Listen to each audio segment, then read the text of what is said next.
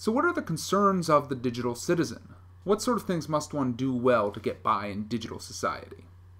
Well, these are some of the concerns broadly speaking. First, clarity. A good digital citizen strives to make himself or herself clear at all times. Second, politeness. A good digital citizen practices netiquette.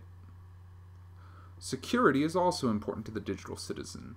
And by security, I mean both protecting one's personal data from hackers and viruses, and also protecting one's personal safety by protecting one's personal information. Digital citizens are also concerned about their footprint and making sure that the image they put forward online is a good one that supports their real-world ambitions. A good digital citizen is also concerned about fair and responsible curation.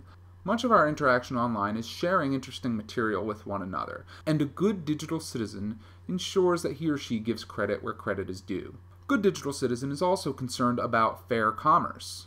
We want to make sure that we are paying fair prices to the right people for their products. Finally, a good digital citizen is concerned about equal participation, ensuring that people all over the world, regardless of culture or disability or class, are able to share together in the digital world. As our society becomes increasingly digital, the online world isn't just for leisure, and it's not just for socializing. It's also a place for work, it's a place for activism, it's a place for community, and it's a place for learning. It's absolutely essential that we prepare our students to be digital citizens because this is a world where they're going to be doing things throughout their lives. How do we give students relevant technological experiences that will prepare them to be good digital citizens? I believe the key to teaching digital citizenship is giving students the opportunity to be digital citizens within the classroom environment. More specifically, what we need to do is provide students opportunities to be active participants in the online world and not just passive consumers. By teaching and modeling proper behavior while being active participants, we prepare them to be more responsible digital citizens in their own lives. Here are some tools that encourage passive consumption. Now, I'm not saying every single one of these things is bad. They can be part of really great lessons as long as they're balanced with tools that encourage active participation. So tools like test prep and skill drills where students are playing simple games essentially with the computer in order to learn some basic skills or knowledge. Video databases, while incredibly useful for engaging students, in and of themselves are for passive consumption. Having students just read articles posted by others is again passive consumption. These activities alone are not sufficient to prepare students for the way they will be using the internet in the future. However, we can take these activities and by giving students the opportunity to reflect, share, and curate these sorts of passive consumption resources, we make them active participants. We enter them into a dialogue with the resources they're using. So here are some tools for active participation. First off, Web 2.0 tools are incredibly important. For example, blogs and journals and wikis.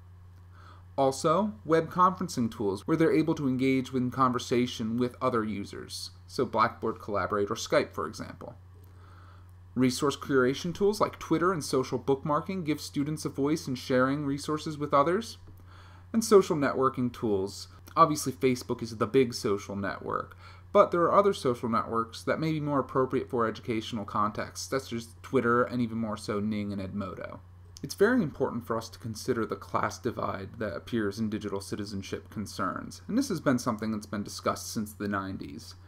When we research how schools use computers, we find that affluent schools are much more likely to teach students to be active participants, whereas poorer schools are far more likely to use computers and internet access for passive consumption purposes, especially test prep and skill drilling and consumption of video databases without conversing with those resources. To me, the threshold of when you're really teaching students to be digital citizens is when the computer and internet stop being a novelty. In many classrooms, when we have students walk down to the computer lab or bring out the laptops, it's something special, which is great. I mean, it's nice to have novelty in your classroom to engage students, but the presence of computers or the internet, period, should not be novel. It should be a part of your classroom very regularly because that's the way it is in our work and academic lives after school. Students should learn that they can use the internet every day to learn, create, and share. Because most of the learning, creating, and sharing happening in the 21st century is online. Preparing students for that world will make them better prepared. So, when reflecting on how you're using the internet in your classroom, ask yourself, are students learning, creating, and sharing online?